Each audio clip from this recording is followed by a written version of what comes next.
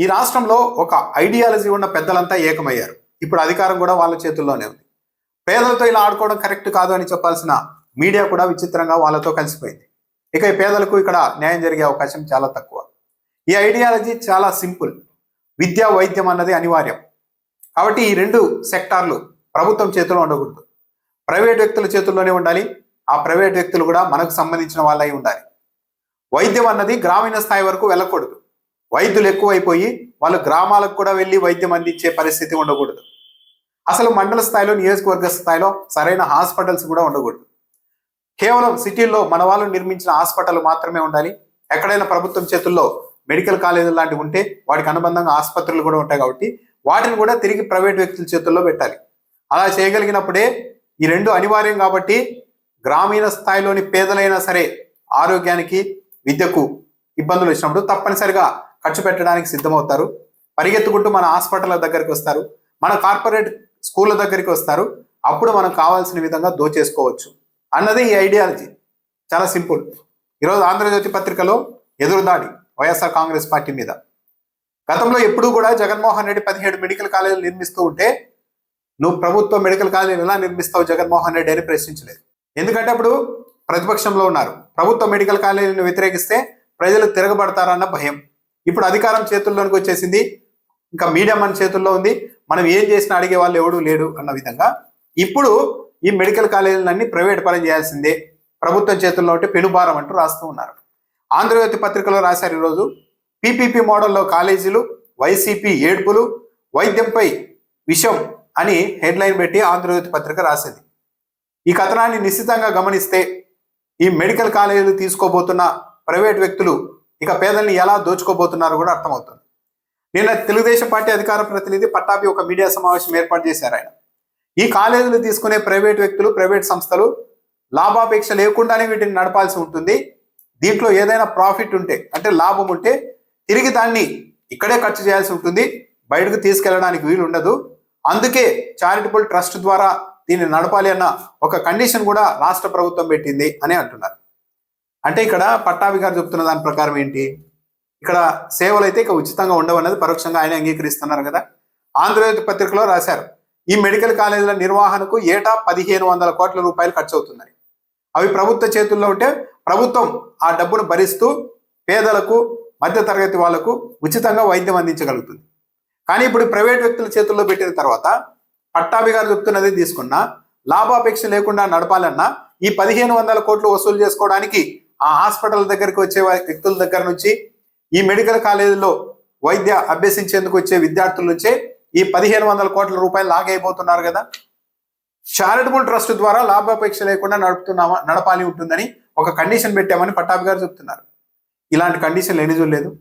ఈ రోజు ఇదే రాష్ట్రంలో పెద్ద పెద్ద కార్పొరేట్ కాలేజీలంతా ఇలాగే ట్రస్ట్ రూపంలో ఆవిర్భవించి వేల కోట్ల రూపాయలు పిల్లల తల్లిదండ్రుల నుండి ఏటా సంపాదిస్తున్నది నిజం కదా. వాళ్ళు లాభాపేక్ష లేకుండా కాలేజీలు, స్కూళ్ళు నడుపుతున్నారా? ఇవన్నీ రాసుకోవడానికి, చెప్పుకోవడానికి బాగుంటాయి, కానీ ఇవి ప్రాక్టికల్గా సాధ్యం కావు. ఒకసారి ప్రైవేట్ వ్యక్తుల చేతుల్లోనికి మెడికల్ కాలేజీలు, వాటికి అనుబంధంగా ఉన్న హాస్పిటల్ వెళ్ళిన తర్వాత ఇక దోపిడీనే పరమావధిగా వ్యవహారం సాగుతుంది.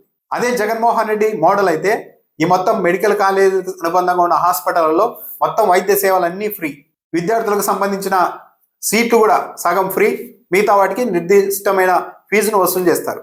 కానీ వన్స్ ప్రైవేట్ వ్యక్తుల చేతుల్లోకి వెళ్ళిన తర్వాత ఇక అవన్నీ ఏం కంట్రోల్ ఉండవు. పైకి కాగితాల మీద చెప్పుకోవడానికి ఉంటాయి, కానీ జరిగే వ్యవహారం వేరే.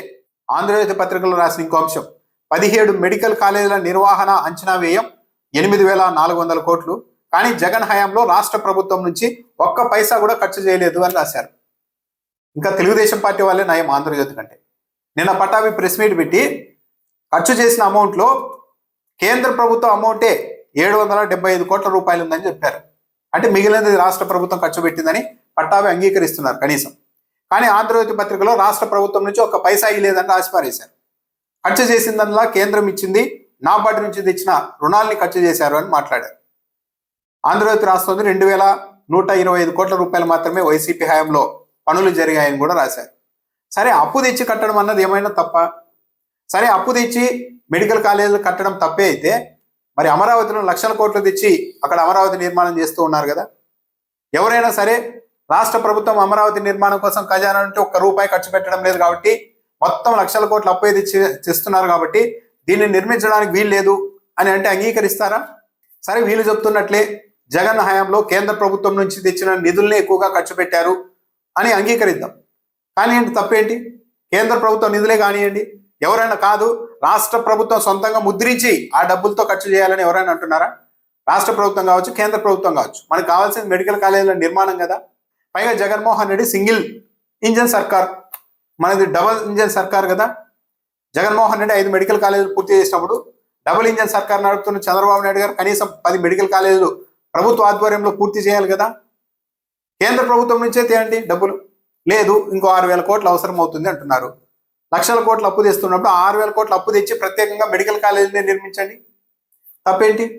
అసలు పేదలకు అందాల్సిన విద్యా వైద్యం, పేద విద్యార్థులకు అందాల్సిన విద్య పైన, మెడికల్ విద్య పైన లెక్కలు ఎందుకు వేసుకుంటున్నారు? లాభాల గురించి ఎందుకు మాట్లాడుతున్నారు? నష్టాల గురించి ఎందుకు మాట్లాడుతున్నారు?